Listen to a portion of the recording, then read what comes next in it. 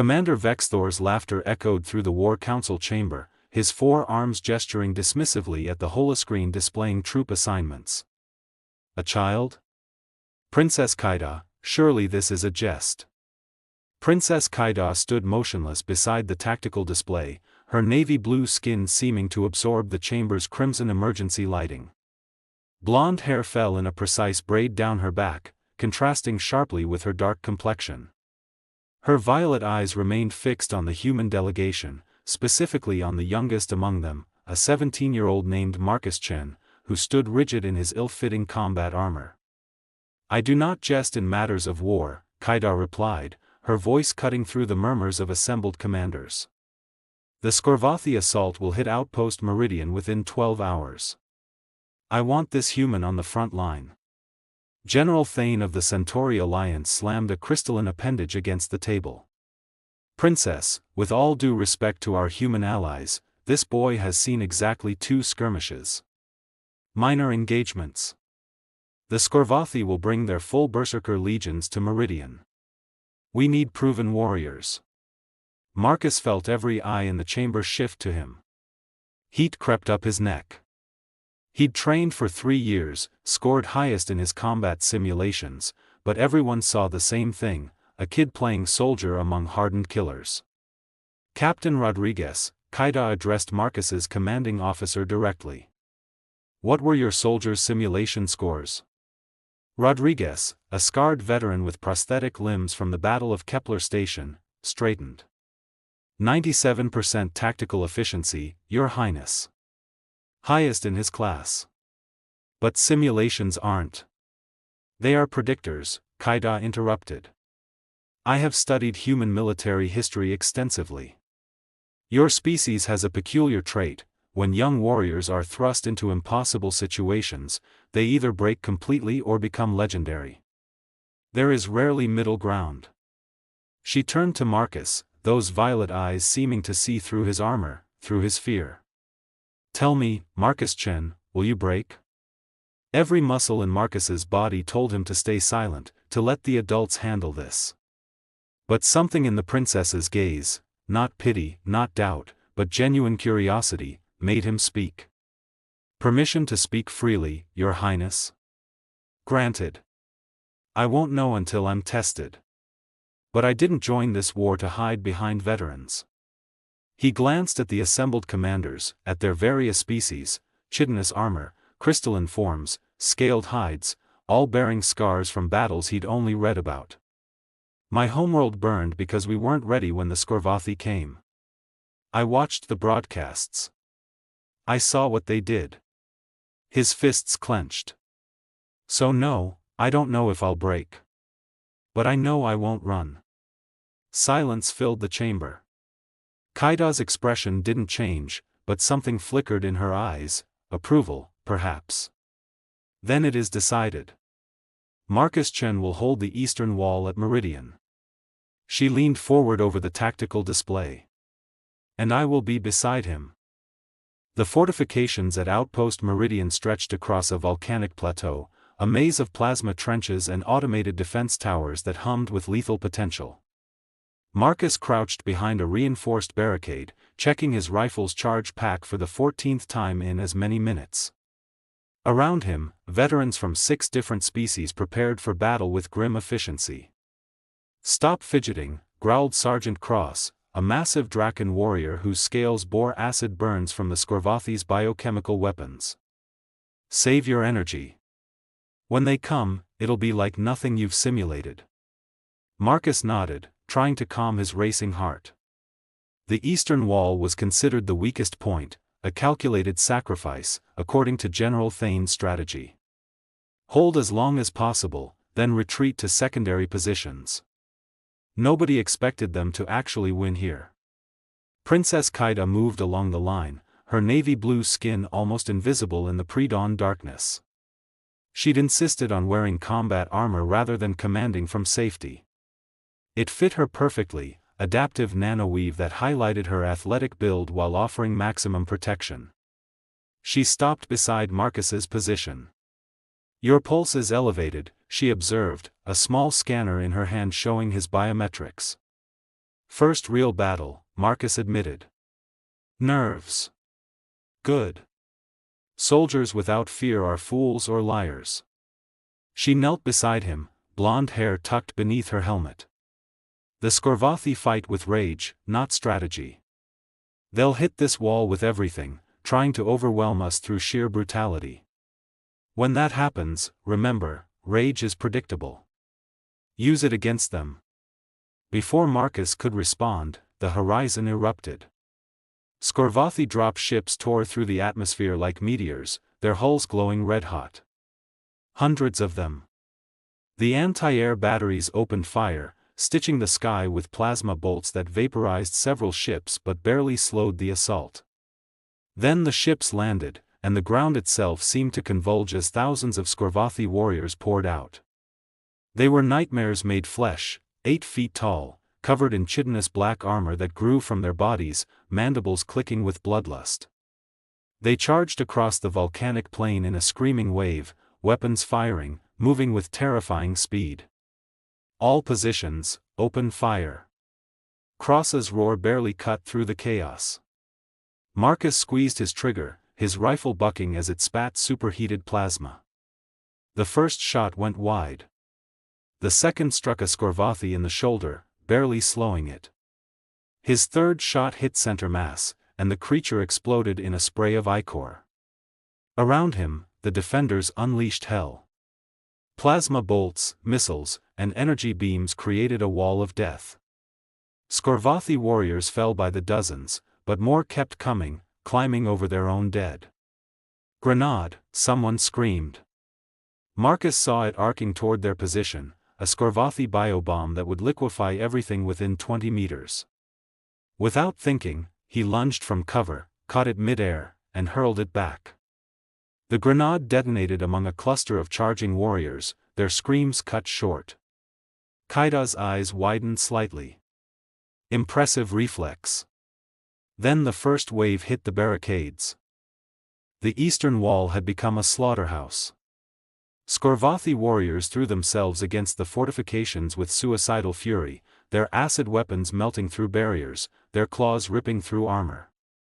Marcus fired until his rifle overheated, switched to his sidearm, then drew his combat blade when ammunition ran dry. A Scorvathi vaulted the barricade directly in front of him, mandibles spread wide, acid dripping from biocannons mounted on its arms. Marcus ducked under the first spray of corrosive fluid, felt it sizzle past his helmet, then drove his blade up through the creature's thorax. It shrieked, thrashing, nearly taking him down before Sergeant Cross blasted its head off with a shotgun. "Stay focused, kid," Cross roared, already turning to face 3 more enemies. Marcus grabbed a fallen rifle, checked the charge, 30%, and rejoined the line. His muscles burned, his armor was cracked in a dozen places, and he'd lost track of how many Scorvathi he'd killed. Time had become fluid, each second stretching and compressing simultaneously. Princess Kaida fought like a dancer armed with death. Her plasma blade carved through Scorvathi warriors with surgical precision, her movements impossibly graceful even in the chaos. When a group of enemies tried to flank their position, she triggered a series of proximity mines that turned them into red mist.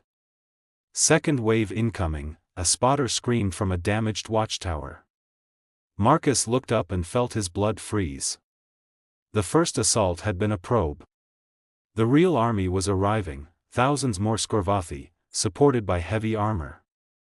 Siege walkers, each one 30 feet tall, stomped across the plain, their cannon arms already charging. "We need to fall back," Cross said, his voice tight. "Eastern wall is compromised. We've held long enough." But as Marcus glanced behind them, he saw the problem. The retreat path was clogged with wounded soldiers being evacuated. If they abandoned the wall now, everyone behind them would be slaughtered. "We can't retreat," Marcus said. "We don't have a choice, Chen. Look at our numbers." Of the 200 defenders who'd started at the eastern wall, maybe 60 remained combat capable. The barricades were rubble. Half their automated defenses were offline. Princess Kaida's tactical display showed the same grim math. He's right, Sergeant. We cannot retreat. Then we're dead, Cross stated flatly. Marcus stared at the approaching army, his mind racing. In simulations, he'd faced impossible odds dozens of times. The solution was never to fight fair, it was to change the battlefield itself. The geothermal vents, he said suddenly, pointing to the volcanic fissures that crisscrossed the plain. We've been avoiding them because they're unstable. Kaida's eyes lit up with understanding. If we destabilize the primary vent beneath their advance, it would trigger a pyroclastic eruption, Marcus finished. Take out their siege walkers, maybe half their infantry. And possibly kill us all, Cross added. Better than definitely dying, Marcus countered. Kaida was already reconfiguring her tactical display. I can overload our remaining artillery batteries, redirect all power to a focused bombardment on the primary vent. It will take 90 seconds to charge. They'll reach us in 60, Cross observed.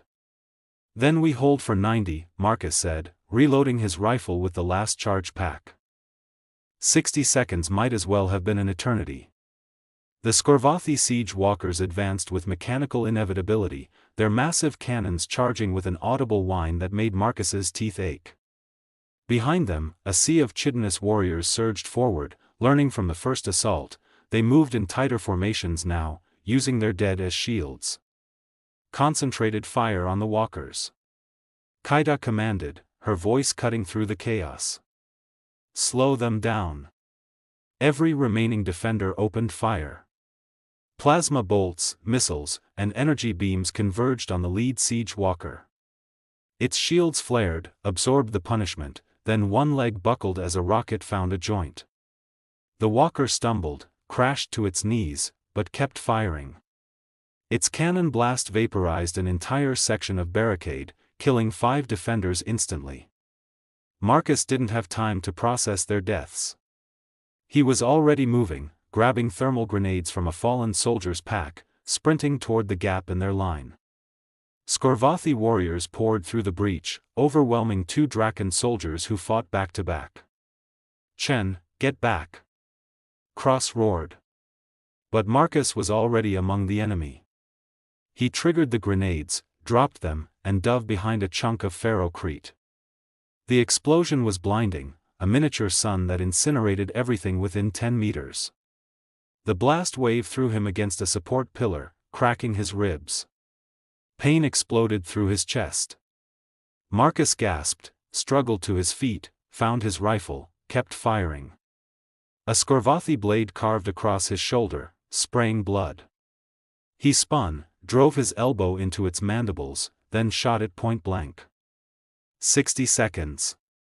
Kaida announced, her voice strained. She was directing the artillery network while simultaneously fighting off 3 Skorvathi warriors with her plasma blade. Her navy blue skin was streaked with blood, both alien and her own.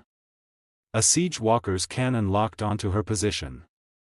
Marcus saw it happening as if in slow motion. The cannon charged, brilliant energy building. Kaida was too focused on her tactical display to notice. The walker fired. Marcus threw himself forward, tackling the princess. They hit the ground hard as the energy beam passed overhead, so close Marcus felt his hair singe. The beam struck a munitions cache behind them, triggering a secondary explosion that sent shrapnel screaming through the air. Kaida stared at him, violet eyes wide with surprise and something else, respect, maybe. Thank you. Don't thank me yet, Marcus gasped, helping her up. 30 seconds? 45. The batteries are charging slower than calculated. We don't have 45 seconds. Cross appeared beside them, his shotgun empty, fighting now with his claws. A Skorvathi warrior lunged at him, the sergeant caught it mid-leap and literally tore it in half, roaring with primal fury. The remaining defenders had formed a desperate circle, backs together, firing outward. They were surrounded now, the Skorvathi closing in from all sides. Marcus counted maybe 30 defenders left. Against thousands. Artillery ready. Kaida shouted. Everyone brace. She triggered the bombardment. Every remaining defense battery fired simultaneously, hundreds of plasma bolts converging on a single point, the primary geothermal vent at the center of the Skorvathi advance. The ground trembled. For a heartbeat, nothing happened. Then the world tore itself apart. The volcanic vent erupted with apocalyptic fury, a column of superheated gas and magma exploding upward. The shockwave hit like a physical wall, knocking everyone, defender and attacker alike, to the ground. Siege walkers simply vanished, consumed by pyroclastic flow. Thousands of Skorvathi warriors became living torches, their screams mercifully brief. The eastern plain transformed into hell itself, rivers of magma flowing through channels that moments before had been packed with enemy soldiers. The volcanic gases formed a toxic cloud that rolled across the battlefield, lethal to the Skorvathi's respiratory systems. Marcus lay on his back, ears ringing, ribs screaming, watching the destruction through his cracked helmet visor. They'd done it. Against every tactical projection, every reasonable expectation, they'd held. The aftermath of the Battle of Meridian spread across the Allied networks within hours. Drone footage showed the eastern wall, the sector everyone had written off as a calculated loss, still standing, surrounded by a sea of enemy dead and volcanic devastation. At the center of it all, 63 battered defenders, led by a princess and a boy. Marcus woke in the medical bay 3 days later, his body wrapped in regeneration gel. The pain had faded to a dull ache.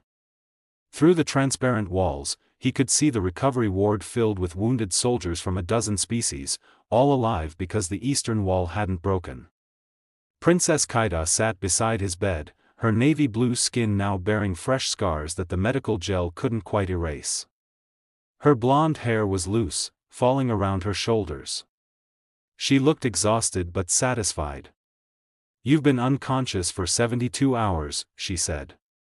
3 cracked ribs, plasma burns, a concussion, and enough bruising that the doctors initially thought you'd been hit by a siege walker." "Feel like I was," Marcus croaked. Did everyone? 47 defenders survived the eastern wall. Sergeant Cross among them. Kaida's expression softened. "Because of your strategy, the Skorvathi assault collapsed. They lost their entire expeditionary force. It will be months before they can mount another offensive." Marcus tried to process that. They'd won. Actually won.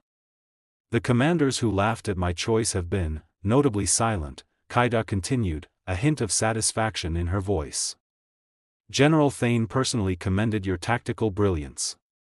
Commander Vexthor submitted a formal apology. "I was just trying not to die," Marcus admitted. "That's what every great warrior says." Kaida stood, adjusted her uniform. "The War Council wants to promote you, give you a medal, parade you around as a symbol." "I don't want." "I know. I already declined on your behalf." She smiled slightly. "But I have a different proposal. I'm forming an elite unit, multi-species, dedicated to the most difficult operations. I want you as my tactical officer." Marcus stared at her. "I'm 17. Age is irrelevant. Capability is what matters." Kaida's violet eyes held that same intensity from the War Council chamber. "You proved that on Meridian. When I chose you, I gambled that you would become what your species' history promised, a warrior who thrived in impossible odds. You exceeded even my expectations." Through the medical bay's windows, Marcus could see other soldiers watching him. No more dismissive glances, no more barely concealed doubt. They looked at him the way they looked at Sergeant Cross, at Princess Kaida, with respect earned in blood and fire. "What do I tell my commanding officer?" Marcus asked. "Captain Rodriguez already approved the transfer. She said, and I quote, 'The kid's wasted on routine patrols.'" Kaida extended her hand. "So, Marcus-chan, will you join me?" He thought about that terrified boy in the War Council chamber, convinced he'd be dead within a day. He thought about the defenders who'd fought beside him, who'd trusted him when he didn't trust himself. He thought about his homeworld burning, about the Skorvathi who needed to be stopped. Marcus took her hand. When do we start? As soon as you can walk without assistance. Kaida's grip was firm, warrior to warrior. The galaxy learned something important at Meridian, that human youth doesn't mean weakness. Now we're going to teach them what happens when you combine human ferocity with proper leadership. As she left, Marcus settled back into the medical bed, exhaustion pulling him toward sleep. Outside, he could hear soldiers trading stories about the Battle of Meridian, about the Eastern Wall that shouldn't have held, about the youngest human warrior who'd somehow broken the battlefield itself. He'd joined this war as a boy playing soldier. He'd woken up a legend. And the war, Marcus knew with grim certainty, was far from over. The end.